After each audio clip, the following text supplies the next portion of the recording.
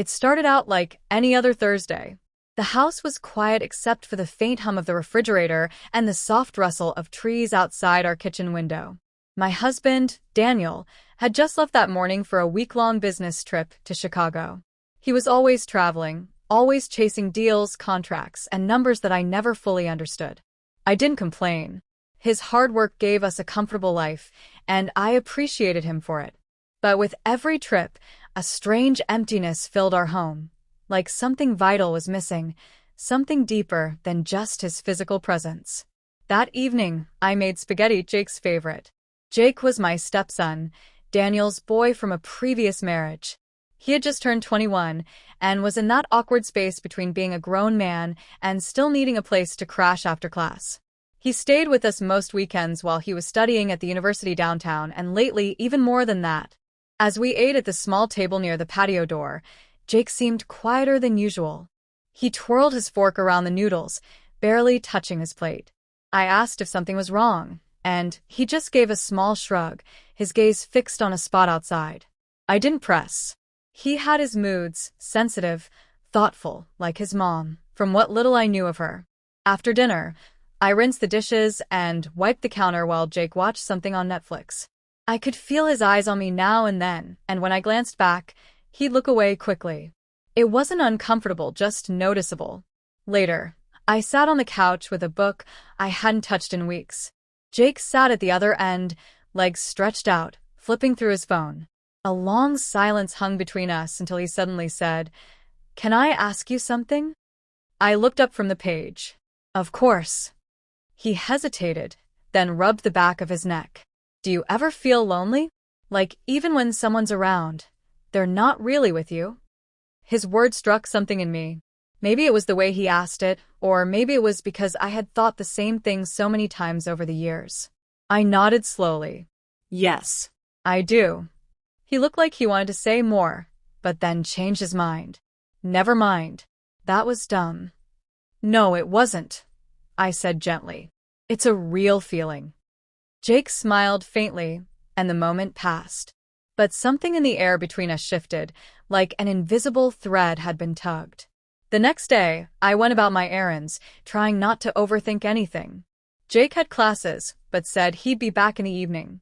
By the time he returned, the sky was darkening and the rain had begun. He stepped inside soaked, his hoodie clinging to him. "Geez," I laughed. "You didn't have an umbrella?" He grinned sheepishly.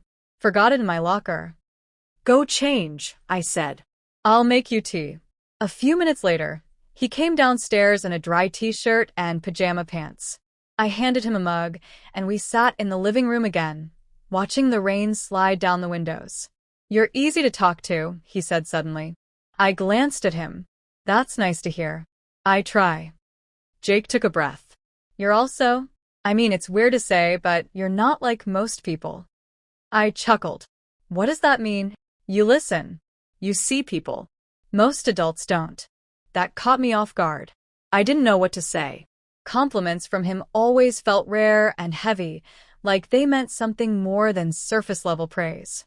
"I've never told anyone this," he said, his voice quieter now. "But sometimes I feel like I'm pretending. Like I'm supposed to be someone I'm not. And I don't know who I really am when I'm not performing." I nodded slowly. "I think everyone feels that way at some point, especially at your age." He looked over at me, eyes searching. "Have you ever loved someone you weren't supposed to?" The air froze. My heartbeat echoed in my ears. I swallowed. "That's a complicated question." He nodded again, like he already knew the answer. "I'm sorry. I shouldn't have asked that." "It's okay," I whispered. We didn't talk much more that night. He went to bed early, and I stayed up long after, the questions in my head louder than any thunder outside. On the third day, I found myself watching Jake more closely. The way he moved, the way he avoided eye contact in certain moments, the tension he carried in his shoulders. Something was brewing under the surface. That evening after dinner, he asked if we could talk again.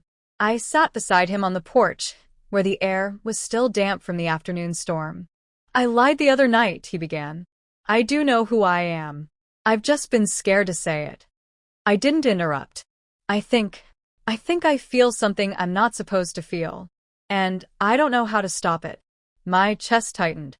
Jake. No, let me finish, he said, eyes locked on mine. I know it's wrong. I know it doesn't make sense. But I can't lie anymore. I care about you. Not just as my dad's wife. As you. As a woman. You've been the only person who's ever really seen me, and I don't know how to hide that anymore. I sat in stunned silence, my hands trembling slightly. I didn't know what to say, what to feel. Shock. Flattery? Fear? Guilt? All of it flooded me at once. Jake, I said carefully, I care about you too. You're important to me. But this is something we have to handle with a lot of care. Your father loves both of us. And I would never want to hurt him. Or you. I know, Jake said. That's why I'm telling you. Because I don't want to act on anything. I just needed to say it. To get it out. I want to move forward. Not with confusion or guilt, but with truth. Tears welled in my eyes. I reached for his hand and held it gently. Thank you for trusting me. That took courage. You are not a bad person for feeling something. But feelings don't always mean we should act. He nodded slowly, his own eyes glassy. I just didn't want to keep hiding. I understand. That night, we both stayed in our own spaces.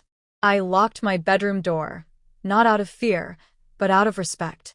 For boundaries. For clarity. For healing. When Daniel returned 3 days later, I greeted him with a long hug. I held him a little tighter than usual, not because I had been tempted or betrayed him, but because I had been reminded how fragile relationships can be, how thin the line is between love and loneliness. Jake stayed the rest of the weekend, but we kept our distance in a way that was gentle, not cold. We both knew we were navigating something delicate. And in time, it passed. He met someone later that year, a girl named Ruby, who made him smile in the most genuine way I'd ever seen. And I knew then that whatever moment had passed between us had been just that, a moment. Complicated, human, real. But not something we let define or destroy us. To this day, he and I share a quiet understanding. One that doesn't need to be spoken. Just a mutual respect that was forged in honesty and emotional truth. I never told Daniel. Not because I wanted to keep secrets, but because not all confessions are betrayals. Some are just moments of emotional overflow, looking for a safe place to land. And I'm proud to say, I was that safe place. I held space for a boy caught between manhood and confusion, and we both came out stronger on the other side.